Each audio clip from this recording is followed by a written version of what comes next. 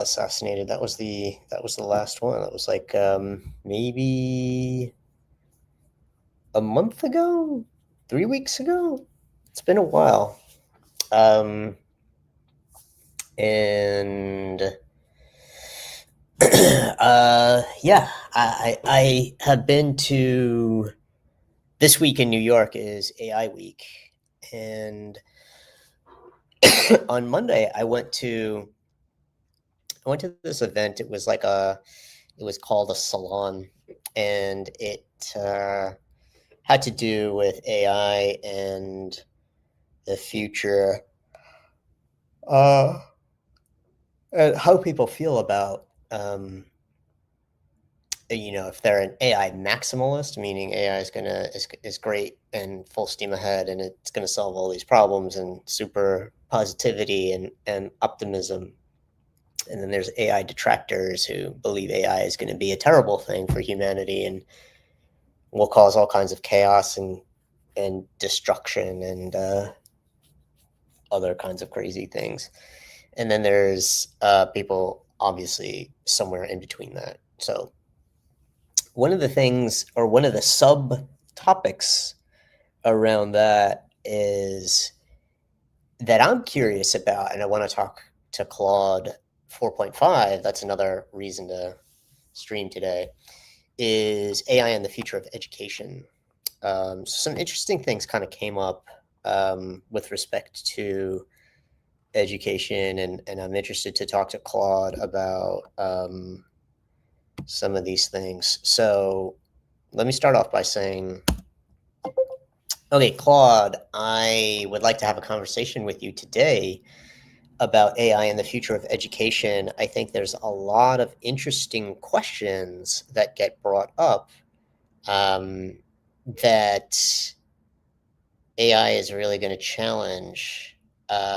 And one of the things I'd like to start out with is AI in the educational system, particularly the public school systems. So, or just the kind of commonly accepted education system from um, first grade through 12th grade, as it exists in the United States. And what I want to know from you is, how can AI how should teachers uh, be taught to leverage AI as a tool, and how do we teach teachers how to teach students how to use AI as a tool? Because I think one of the perennial dangers, and what's very enticing and very easy to do now, is to use AI as a replacement, i.e., you get a task, you get homework, and you just give it to the AI, and it does it for you. Uh, in those scenarios, no real learning is actually happening. It's just being delegated to the AI to do it for the person, and so the individual isn't actually learning anything, or at least nothing tangible. They're not going through the mental exercise of thinking, processing, making mistakes, and then learning from it. They're just literally offloading all of that to, pick your favorite LLM. So how do we approach that? How should teachers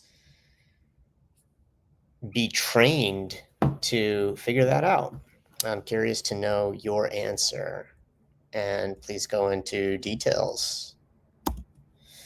So that's going to be, it's going to go into, I'm about to input that, and here we go. Okay. Claude's thinking, Claude 4.5. Here we go. We're getting some nice bits. And oh god, there's so many. things that are being done here. Okay, it's saying a lot. Maybe too much. AI as collaborator, scaffolded independence. Holy moly, it just keeps going.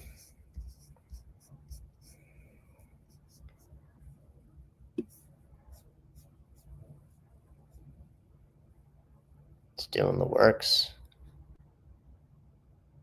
And it's still going.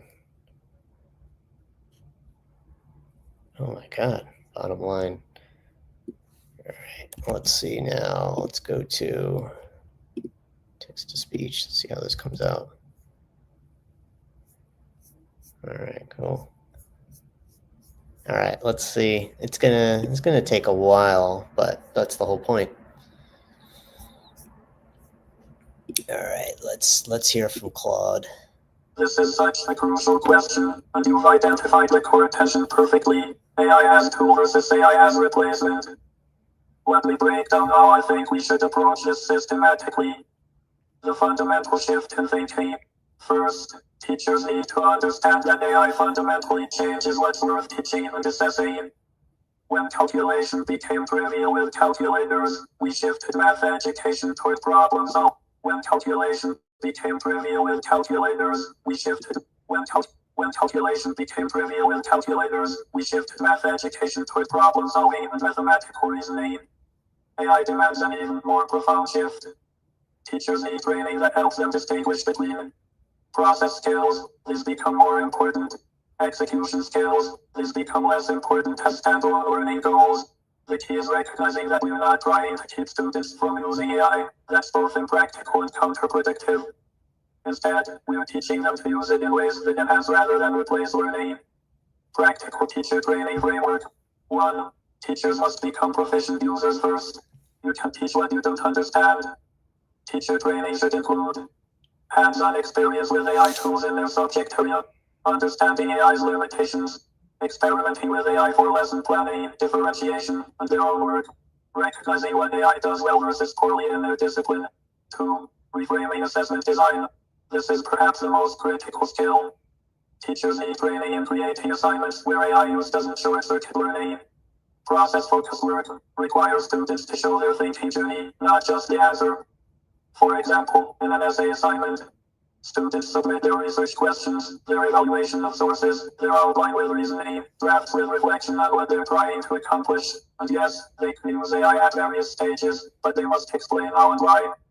Synthesis over summary. Instead of write a report on the Civil War, ask, compare how three historians with different perspectives interpret the causes of the Civil War, and develop your own argument about which interpretation is most compelling and why.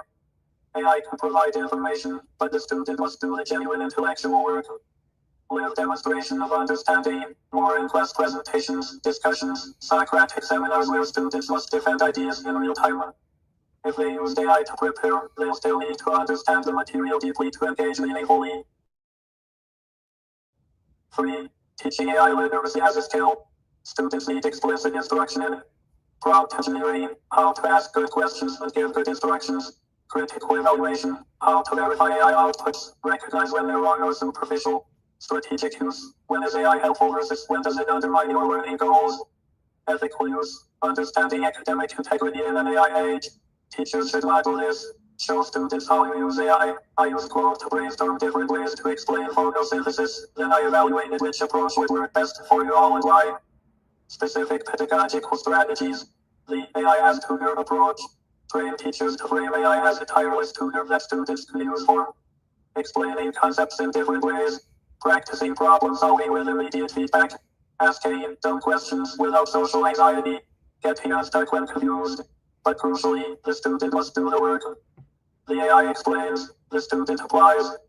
Assignment design should require evidence of this application. The AI as collaborator framework.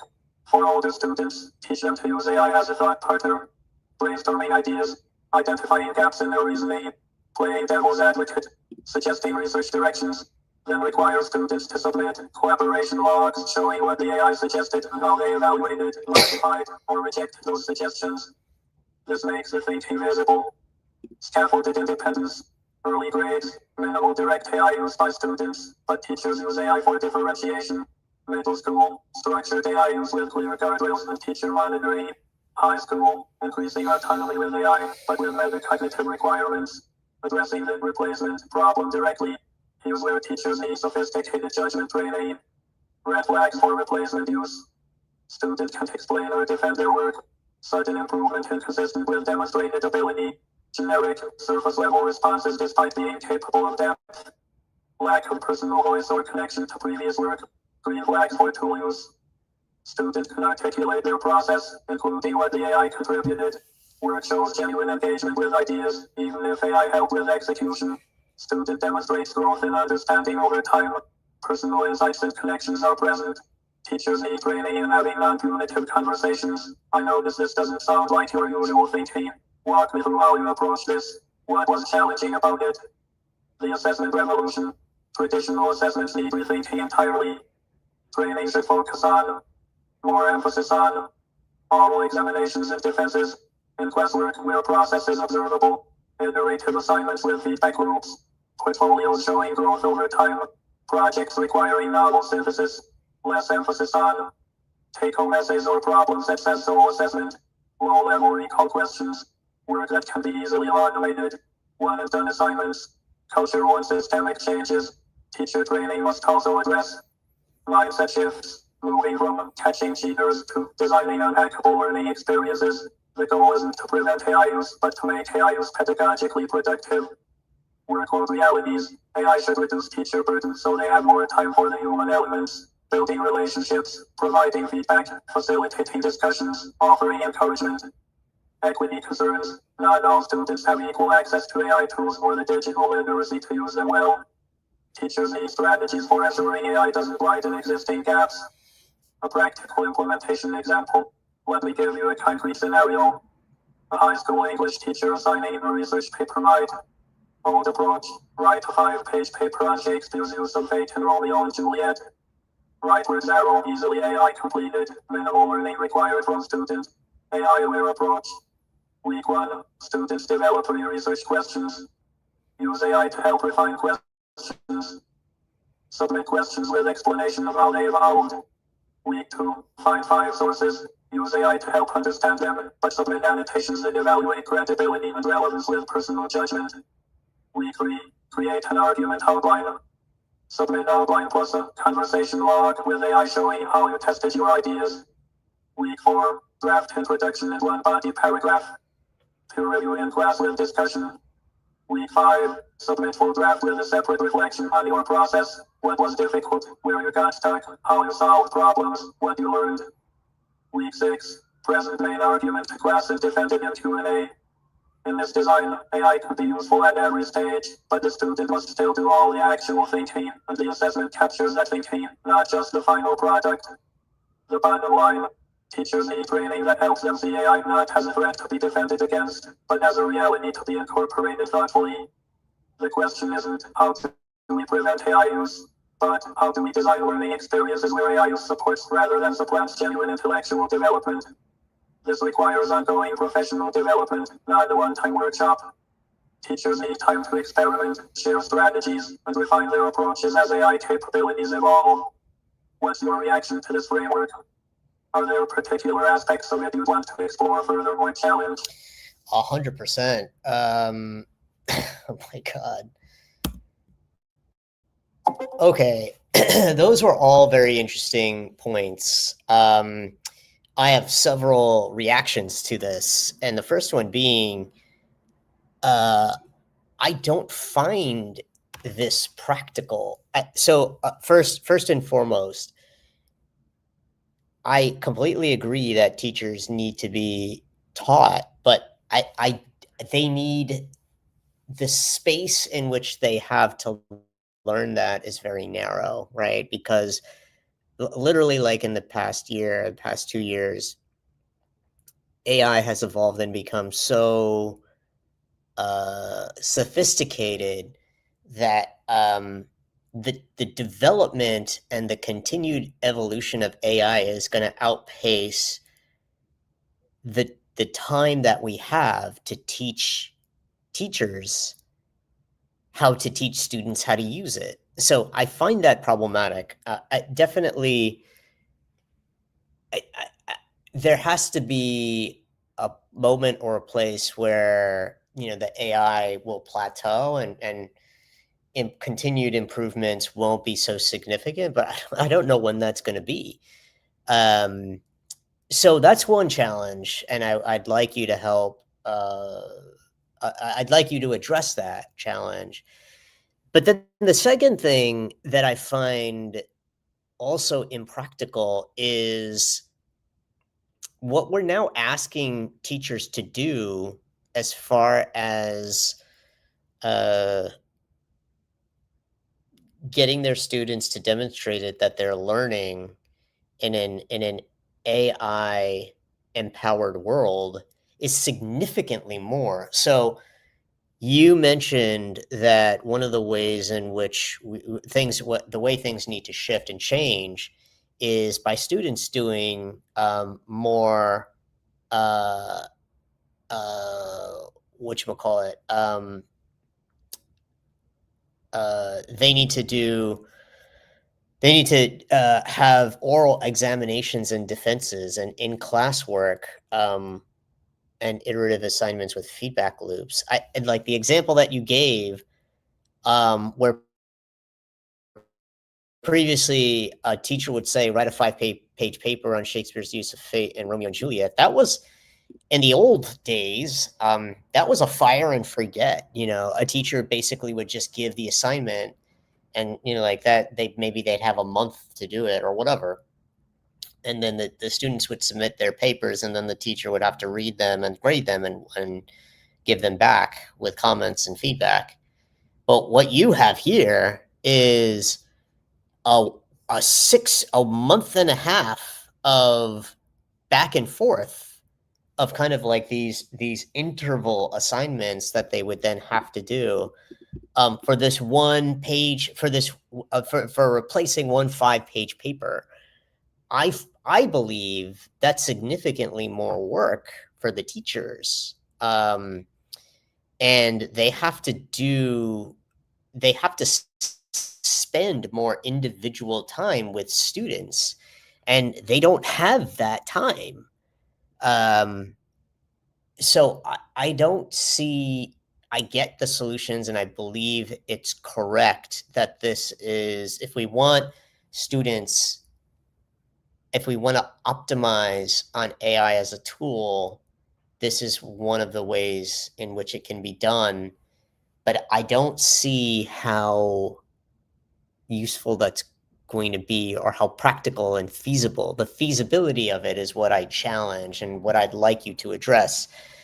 And I'd like you to do it a little bit more in a tighter, more compact way. All right, I said a whole lot of stuff. So let's see what gets through and what does not.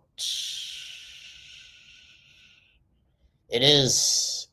I feel bad for teachers because they really are in a tough spot. Like they have to completely shift the way that teaching is going to be done, and they don't have a choice. They have to do it. And I believe there's going to be a lot of mistakes, and there's going to be after Gen Z, the post Gen Z generation is going to be the AI generation, and I believe they're actually going to be in some trouble. They're going to a large portion of them, I believe, is going to be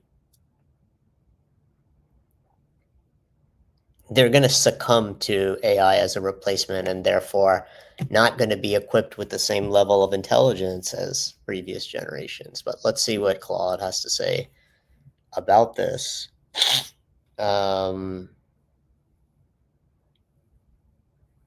okay, so it is being kind of very agreeable to a fault. The evolution problem. Brutal truth. Here we go. Here we go. Okay. Let's have a look. This is going to be interesting. All right, let's start. Let's kick it off from the beginning. You're absolutely right. I was describing an ideal that ignores brutal realities. Let me address both challenges directly. The evolution problem. You're correct. We can train teachers fast enough to keep pace with AI development. So we need to stop trying. Instead, teach principles, not tools. Don't train teachers on how to use ChatGPT or specific AI features. Train them on the underlying logic. AI can generate text code images based on patterns, but it can't truly reason or verify truth. It's a sophisticated autocomplete, not a thinking being. With that mental model, teachers can adapt as capabilities change. Do you really When believe AI that, gets better Claude, at when you're a math, the sophisticated principle autocomplete? remains. Can my student explain their reasoning, or are they just transcribing AI output? Focus on one core skill for teachers, designing assignments where the valuable learning happens in steps that are hard to outsource. That skill doesn't become obsolete when GPT-5 launches. Right. The workload problem. This is a real killer, and you're right. My framework has massive teacher burden. Here's the honest answer. We can do this with current staffing and time constraints. So we have three actual options. Option 1, use AI to reduce teacher workload elsewhere. If teachers are spending hours grading routine assignments, writing lesson plans, differentiating materials, AI can do that. This frees time for the human intensive work, discussions, feedback, relationship building. Okay, I think I agree as far as the writing the lessons plans, but grading routine assignments, differentiating materials.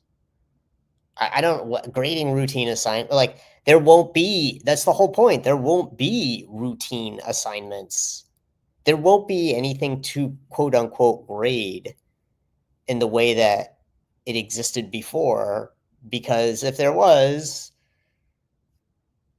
obviously if you're going to delegate, if you can give an AI to grade something, who's to say that AI didn't wasn't already processed by the student beforehand? So it's just like garbage in, garbage out. This frees time for the human intensive work, discussions, feedback, relationship building. But this requires admin buy-in, training time, and overcoming legitimate fears about AI replacing teachers. Option 2, accept less depth, more frequency. Instead of my elaborate 6-week paper process, much simpler interventions. Quick and fast writing prompts where you see their thinking in real time.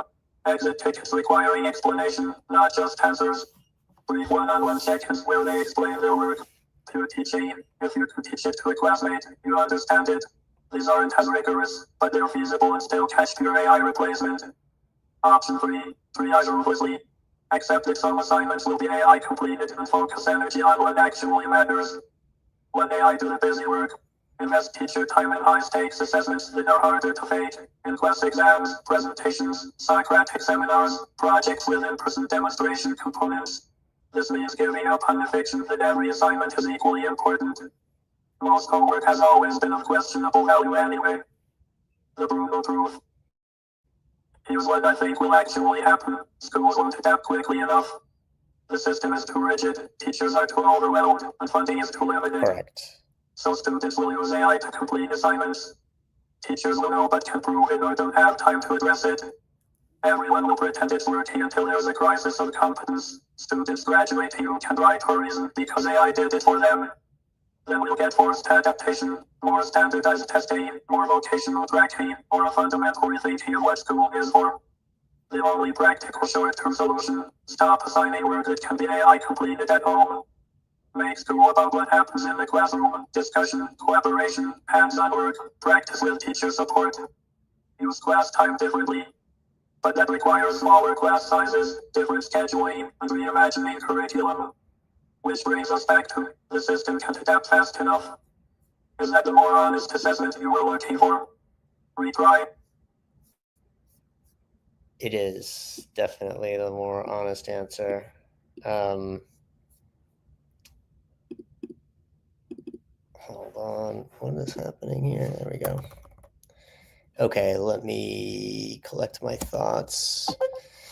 Okay, so yes, this is the more honest assessment that I was looking for, and I think the brutal truth makes a lot of sense to me. Some of the things that stuck out that I think are worth kind of holding on to is I do believe that learning is going to have to shift towards in-class exams and presentations, Socratic seminars, projects with in-person demonstration components. Those are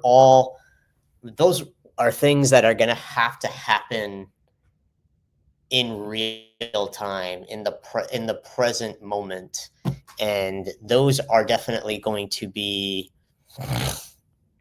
the best ways of ensuring learning as we traditionally know and understand it is actually happening. I liked the idea of, I think you had it as peer teaching. If you can teach it to a classmate, you understand it. That's a pretty cool thing. But again, how do you prove that? And, how do you validate that? And how do you know that student was the one that really taught another student versus that same student getting support from another AI? It's very very hard to kind of know. What worries me is when you brought up option two, accept less depth and more frequency. That is definitely worrisome because I don't think that's a good answer. Less depth, more frequency is kind of feeling like the world and the way that we're teaching the human brain to think is always in these really short bites, right? So there's already such a worry about the way that we have a term for it. It's doom scrolling. It's when people just kind of get caught up in these quick hits of dopamine from short videos or short uh, swiping through dating apps or swiping through a news feed. You just get these really short bursts, and I don't want to see education moving in that direction. I feel like depth and breadth are important in that area, if nothing else. But I like the term that you coined, which is the crisis of competence. I think actually I love that phrase. There will be a crisis of competence, and that crisis of competence is going to be with this coming generation. Um, Students who will graduate from schools but can't actually demonstrate a a competency in critical or analytical thinking because their muscles, their mental muscles haven't been trained that way. It's all been delegated to an AI.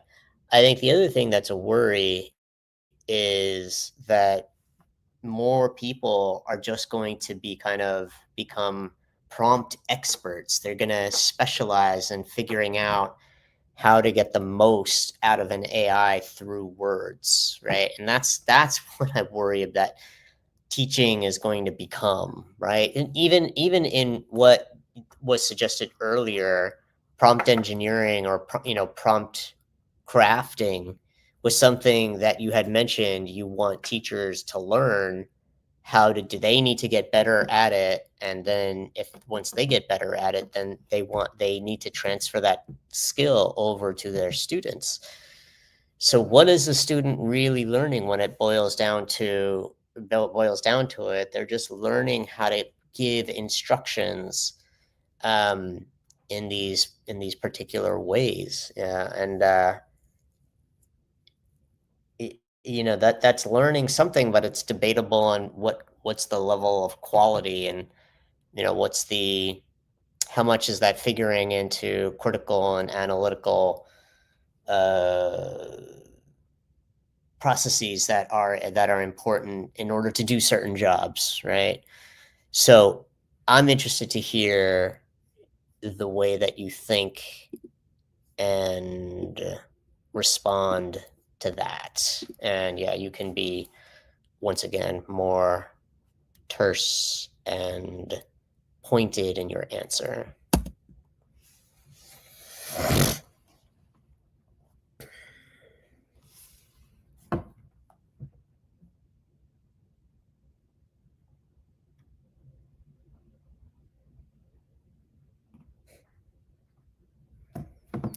It's processing. It's getting it all out there. I know I was talking a lot. So, not a surprise. Also, not a surprise that there is nobody watching this. This is going entirely into the ether. And that's okay. Go back here. It's almost done. There we go. Perfect. Yeah, so, okay. Claude is now taking that data. Horror.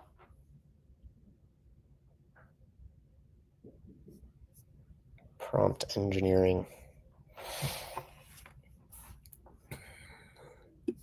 This is gonna basically go the way of like the Mentats. Dune. What's the actual answer? Okay, here we go. Here we go. Wendigo. All right. Evolution. All right, let's hear what Claude has to say in response to that. Actually, let me get this one. Yeah, 1.1. You've identified the core horror. We're at risk of creating a generation that's excellent at delegating thinking but incapable of doing it themselves. On prompt engineering as a skill, you're right to be skeptical. Prompt engineering is really just being clear about what you want. A useful skill, sure, but calling it a curriculum cornerstone is absurd. It's like saying the main thing students need to learn is how to phrase Google searches. That's a 20-minute lesson, not the foundation for education. The real danger is we rebrand outsourcing cognition as AI literacy and pretend we've solved the problem. On depth versus frequency, I agree completely. Option 2 is terrible. The doom-scrolling parallel is exact. If we train students that thinking happens in 5-minute bursts, we are producing minds incapable of sustained reasoning. The ability to hold complex ideas in your head over time, to build an argument across pages, to wrestle with something difficult for hours, that's what makes human cognition valuable. Losing that is catastrophic. On the crisis of competence, here's what terrifies me about it. We won't notice immediately. These students will seem fine. They'll have good GPAs, they'll sound articulate, they'll have polished resumes. The AI outputs they submit will be grammatically correct and properly formatted. The crisis hits when they're in jobs that require real-time judgment, novel problem solving, or handling situations the AI wasn't trained on. When they're doctors who can reason through an unusual case, engineers who can troubleshoot when something goes wrong, lawyers who can think on their feet, managers who can navigate human complexity, or worse, citizens who can't evaluate arguments, detect manipulation, or think independently about political or social issues. An entire generation that outsources their cognitive development becomes vulnerable to whoever controls the AI they rely on. The pure teaching point you raised, you're right and it's hard to verify. But here's the thing, if a student can stand in front of a classroom and field unexpected questions from peers, they probably understand it. The interrogation by peers who are genuinely confused is harder to fake than any formal assessment. But this only works if it's truly spontaneous and in the moment. Right. Which brings us back to, real learning will have to happen live, in person, under observation. The uncomfortable reality. We're heading toward a bifurcation. There will be Premium education, small classes, Socratic dialogue, intensive mentorship, in-person demonstration of competence. This will be expensive and limited to the wealthy. Yeah. Mass education, students using AI to complete assignments, teachers unable to prevent it due to workload, graduating with credentials but limited capability.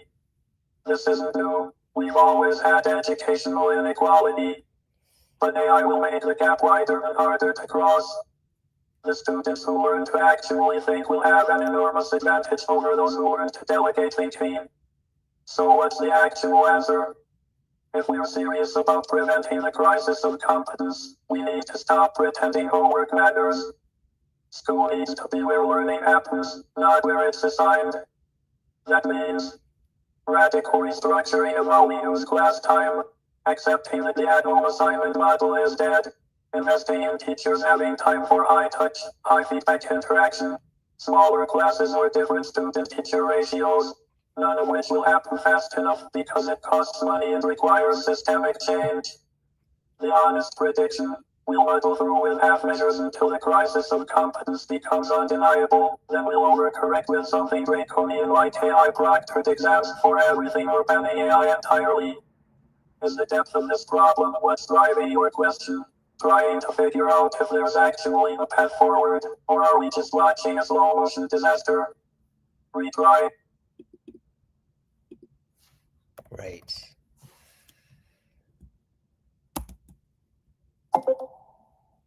Yeah. I think, yeah, the depth of this problem is what's driving my questions, right? So trying to figure out, I'm trying to figure out if there's actually a path forward. I don't want to see a slow motion disaster. I think the prediction you're making is correct, and likely that's what will happen, and I think we'll see it very gradually. The crisis of competence will probably take some time to make its presence known and noticeable, but it definitely will come. And I mean, the point about the bifurcation, as you said, that's been happening, and this is just going to continue to make that gap wider and wider. The the the the thing that I think is really kind of the clincher is public schools will really suffer. They'll suffer a lot. Teachers are going to go through this whole crisis around how to actually teach in this new world. They won't know, and there'll be a lot of mistakes and things that are just done wrong, and students will definitely suffer. Um, I guess I just don't know what the extent of that will be. Like how bad it will be. Um, and I think it is interesting because yes, the private schools, the ones that people pay for, are the ones where there will be smaller classes and there will be an ability for teachers to do more in class learning the way that it's supposed to versus where work is assigned or learning is assigned. That was definitely the old model, and that model works if you don't have something. It's worked. You could say it's worked. I mean, I know you said that there's the jury's out on that, but I went through public school. And, I did go to college, and I paid in college, and I'm going to get to college very soon. The questions around it, but I think. I think what I also am curious to know is if you think that this is going to force more homeschooling, and that parents are just going to recognize and see And it's another question. They're going to see that schools are failing them and get worried and basically say, what's the point of you going to public school? You're not learning anything there. But then not every parent can homeschool. There's many single parent households, single mother or single father. During the day, obviously they need to work in order to be able to take care of their family. So how they can't drive and create a curriculum. So I'm curious if you think, you know, a child can't really teach themselves. Um, so how is that going to work? And yeah, coming to the point about colleges, I think there's a very compelling argument that's going to say, especially with the way tuitions are now, why in the hell would I send my child to college and after 4 years they're like $500,000 in debt? Why would I send them to college when there are these incredibly sophisticated AI tools that can create a curriculum from scratch on any subject, walk them through and teach them any subject, create exams and tests, all of that stuff, and explain things as a tireless tutor, just as you mentioned, probably better than any professor could, and can tailor it very specifically to the student, to the individual. Why would anybody go to higher learning? Why would they go to college or university and pay tuition? I'm interested to hear your answer to that question and to all of the other ones that I had mentioned earlier. So, yeah, let me know. Let me know your thoughts. All right, here we go. Things are being number crunched, and eventually we'll make it.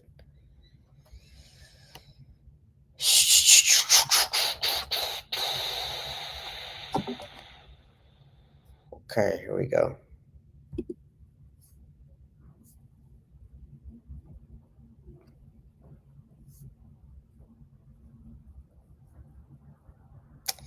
All right, here it is. You're asking the fundamental questions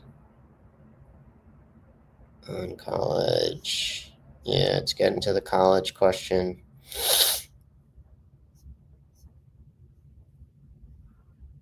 AI colleges. Brutal economic reality. All right, this is going to be a pretty long response, but a good one. It's still going. 10 to 50 years.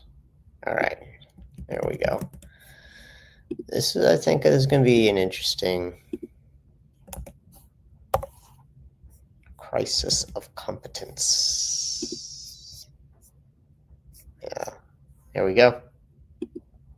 You're asking the fundamental questions, and I think you're right to be worried. Let me work through this systematically. On homeschooling. Yes, I think we'll see a surge in homeschooling attempts, but it won't solve the problem for most people. Here's why. The parents who pull their kids out will be the ones who can educated, affluent, with flexible work or stay-at-home parent. They'll use AI as a curriculum generator and tutor, and it might actually work decently for them.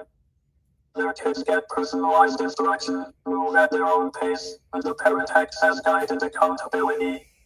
But for working class families, single parents, households where both parents work full-time, homeschooling isn't viable. The public school system, flawed as it is, serves a childcare function that our economy depends on. Yeah, exactly. Parents can't just stop working to supervise their child's AI-guided education.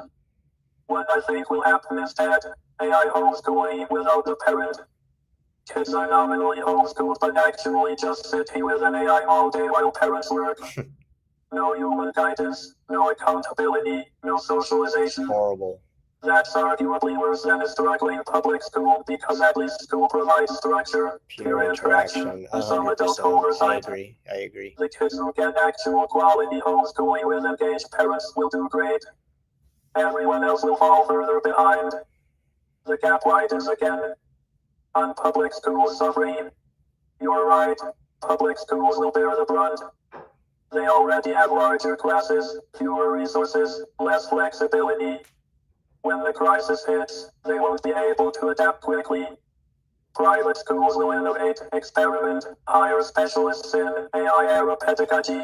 Public schools will be years behind, implementing policies handed down from districts that don't understand the problem.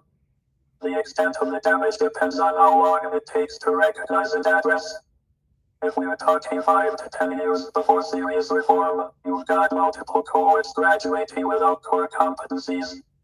That's a generation of workers who can think critically, can write coherently without AI, can solve novel problems. The scary part, employers won't immediately notice because entry-level work doesn't require much independent thinking. There won't be entry-level The problem workers. surfaces when these people need to be promoted into positions requiring judgment and they can do it. On college, this is a big one. Your argument is completely logical and many people will make it. Why pay $200 minus $500,000 for college when AI can teach you everything for nearly free? Here's what I think happens. The credential still matters, but for different reasons. Right now, a college degree signals, I learned skills X, Y, Z. In an AI era, it will signal, I can show up consistently, meet deadlines, navigate bureaucracy, work with others, and handle ambiguity, all without an AI doing it for me. Employers will need some filter to separate, learn to think from, learn to prompt. The degree becomes that filter, not because of what was taught, but because completing it requires demonstrated human capability. But this only works if colleges themselves adapt. If they don't, if college just becomes expensive Zoom lectures that students attend while having ChatGPT write their papers, then yes, the credential becomes worthless and the bottom falls out of higher education. I predict a split. Elite colleges will double down on in-person, discussion-based, mentorship-heavy education. They'll be explicit about it. You're paying for human interaction, for professors who know you, for peers who challenge you, for being in an environment where AI use is carefully scaffolded. These degrees retain value. Mid-tier and lower colleges will struggle enormously. They can't compete with free AI tutoring and content delivery. Many will close. Some will become glorified credentialing services. Take our AI proctored exams, pass them, get a degree. This becomes the new community college model. Alternative credentials will proliferate, boot camps, apprenticeships, portfolio-based hiring. Show me what you built becomes more valuable than show me your transcript. But here's the thing employers will figure out. You can AI generate a portfolio. You can AI pass the exams. What you can fake is sustained performance in a job where you're observed daily. So hiring will shift toward longer trial periods, contract to hire, and referral networks where someone vouches this person can actually do the work. The brutal economic reality. College was already of questionable ROI for many degrees. AI makes that worse. A $300,000 psychology degree was already hard to justify economically. Now you can have AI teach you psychology for free, and the degree doesn't even guarantee you earned it anyway. We'll see a massive contraction in higher education enrollment. The universities that survive will be the ones that offer something AI can't: community, credibility, connection, and verification of human competence. What this means for your kids' generation. If you can afford it, quality education becomes even more valuable. The rich will pay for it. If you can't afford it, you're gambling. Maybe your kid is self-motivated enough to actually learn from AI without accountability. Maybe they can build a portfolio that proves competence. Maybe they could get into a field that hires based on demonstrated ability rather than credentials. But a lot of kids will fall through the cracks. They'll have AI-assisted pseudo-education that looks legitimate on paper but didn't actually develop their minds. The path forward that won't happen. Universal basic income and treating education as about human development rather than job training. If we admit that AI could do most cognitive work, maybe school should be about critical thinking, creativity, emotional intelligence, ethics, citizenship, the things that make you a capable human, not a capable worker. But that requires abandoning the education as job training model, which means rethinking our entire economy. Not happening anytime soon. Definitely not. So, is there a path forward? Honestly, for individual families, yes. If you have resources and awareness, you can navigate this. Make sure your kid goes to schools that prioritize in-person learning, that assess understanding through demonstration, that build human skills. For society as a whole, I'm pessimistic.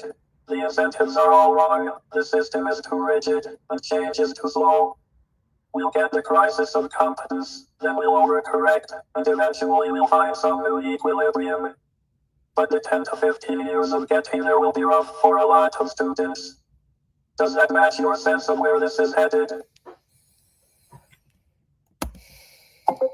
It does. When I think about it, I think there's a lot of great points here. And it's interesting, actually. I have to commend you for um, the depth and how far ahead you're thinking and seeing, because I liked that you also tied in the reality of the impact of the education system on students, not only in first grade to 12th grade, but then in college, and then the impact that's actually going to have on the economy and the workplace. I think those are very interesting and valuable insights that you're sharing, and that the change or the redefinition of what a degree means, and um, how does one validate, how are companies going to validate the people that they hire, given what AI is capable of today, right? And how it's going to continue to evolve. It's the capabilities aren't are only going to increase, right? So it's going to continue to be able to do more and more for us as people and as human beings. And it's unclear, like, when is that going to hit a wall? It may not hit a wall ever. And so what does that mean in terms of where we're left, and what becomes the new expectation of people within society? And I think it's like super interesting to kind of know the the difference in the impact to working class families versus families that are well to do, educated, affluent, flexible work, or stay at home parents. Yeah, I mean, they're obviously going to probably be in a better predicament and situation in terms of how they teach and educate their children, versus working class families are basically going to kind of be left with, well, I'm just going to cross my fingers and hope and pray that my kid is able to learn something. And I think it is very true and scary that the truth is that the public school system really serves more as a childcare function than an educational one. Um, at least, when children are going to a public school system, they are they're being given a structure. They have a place where they can interact with other kids, and that there's adults technically watching out for them and looking out for them. Not perfect, but it's still kind of the best thing that we have. And that is really in danger of being challenged, So it's so complicated. And um, I just want to say, because I know we're getting pretty close to ending this, but the other thing that I find interesting is somebody was recently telling me how um, a student is suing a college because they found out that the professor was uh, using AI. They basically used AI to create the whole curriculum and all of the assignments and basically everything that they were going to teach the kids. And they sued the university for that reason, or the college, basically citing, well, why I'm paying all of this money to get something unique out of this experience, right?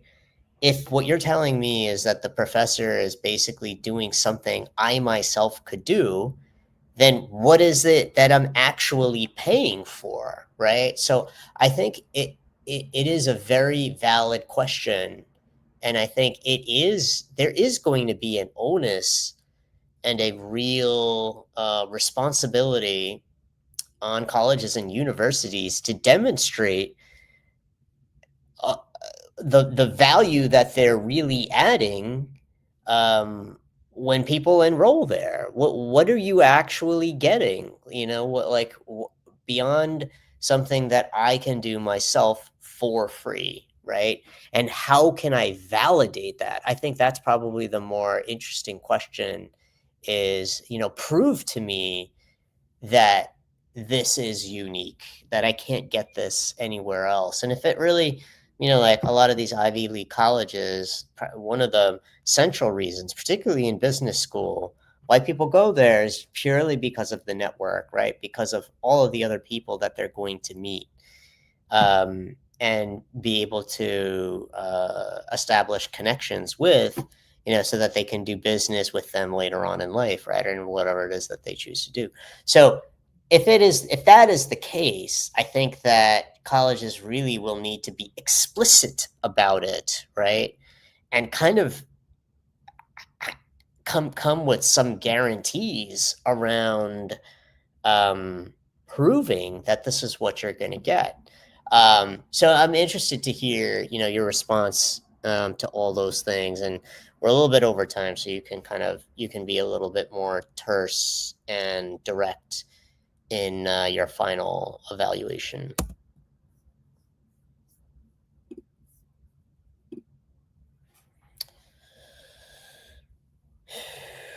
Learning a lot here. I think these are really fascinating points that Claude is making. And an AI can generate a portfolio. Hiring will shift toward longer trial periods. I think that's very true. Contract to hire, referral networks, somebody or something validating and proving that you have the skills needed.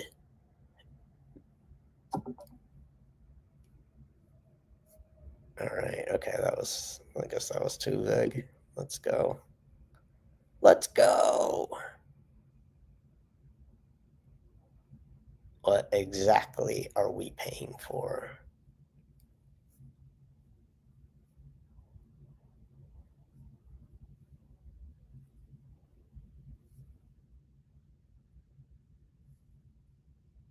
Yeah. Okay. Here we go. This is a pretty short one to kind of wrap it all up, put a bow on it, and call it a day. Um, very fascinating points. All right, here we go. The lawsuit you mentioned is fascinating because it crystallizes the whole problem. What exactly are we paying for?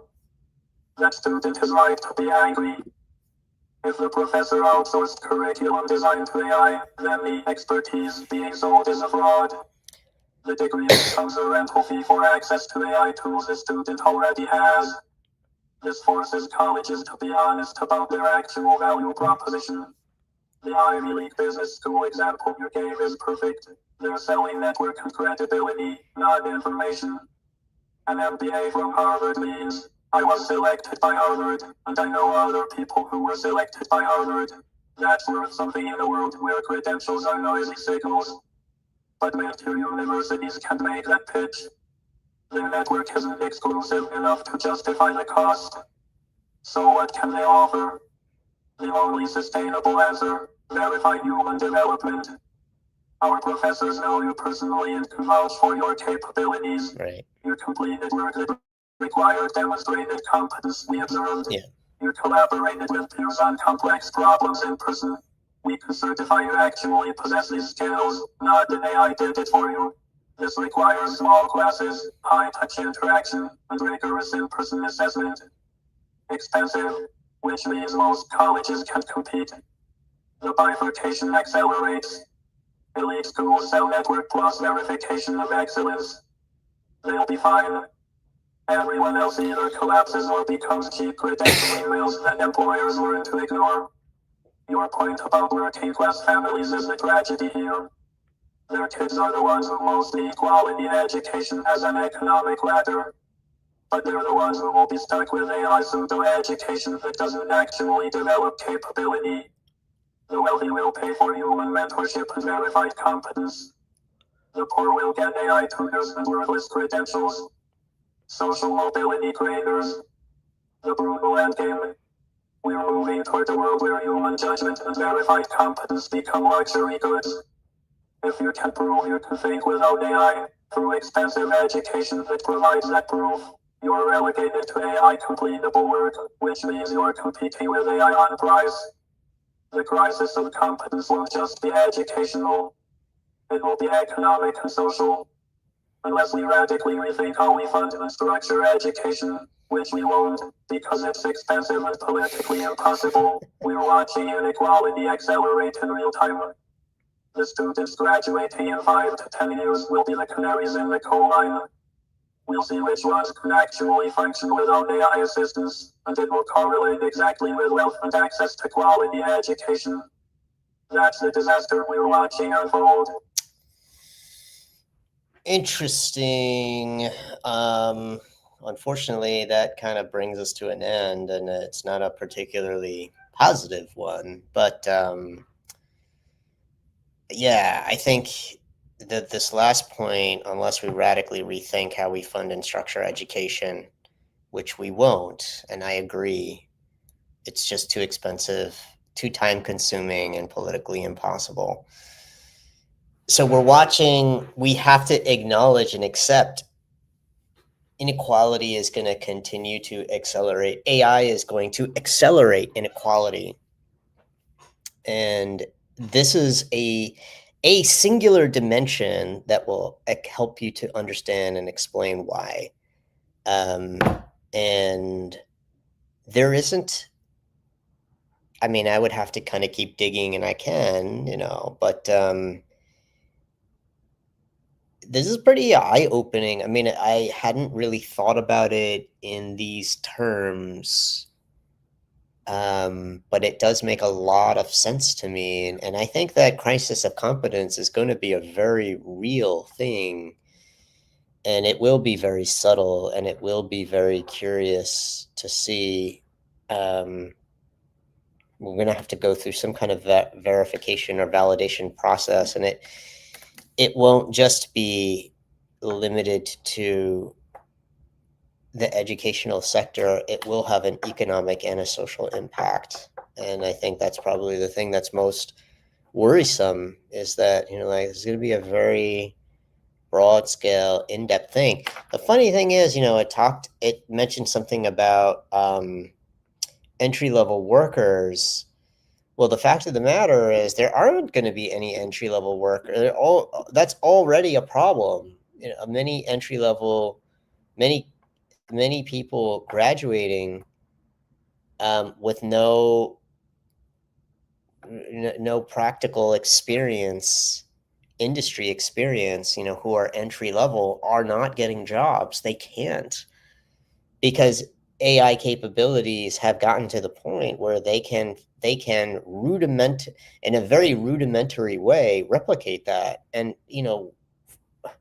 the savings in money there is astronomical, but it comes at a cost, right? So if entry level people today are not getting the ability, they're going to continue to be a liability because they're not getting. It's not like that experience is going to come out of thin air. Like they still need to figure out what to do. They still need to do something, and they're still on the hook for proving that they can do things that prove they're valuable. But how can they do that if they don't have any experience and nobody's hiring them? So it's kind of a. I think what's going to happen, and you're probably going to see this, but what's going to happen is that a lot of people, the thing that's going to really explode are trade schools. That's what's going to really become big. Plumbers and electricians, both of whom are going to be needed for another explosion in the number of data centers that are going to appear across the world. Those things are going to need to be serviced and maintained, and there's going to be major increases in energy demands, and people who work to kind of um, obtain like either run energy centers or power plants or mines or whatever. And people who are going to be have a trade background, either in electrical or plumbing or construction, and definitely with hardware maintenance. Hardware maintenance workers are going to be in. They're going to become kind of like the new software engineer, I feel. Um, anyway, that yeah, I had fun. I enjoyed this conversation. I think this was a very interesting and insightful one, and I learned a lot. And I think there's definitely, this is just scratching the surface, and like we're kind of bringing up all kinds of important, interesting ideas that haven't been done. The number one thing I'm walking away from this is this phrase, the crisis of competence. Crisis of competence is going to be a very real thing, and it is going to be here sooner than you can imagine. Um, and it's going to be a pretty prominent. It's going to become a very prominent topic of discussion. So I will be curious to kind of observe that and also hopefully participate in it. But that's it for today. I'm going to close this out and end for this evening. Thank you, folks. See y'all.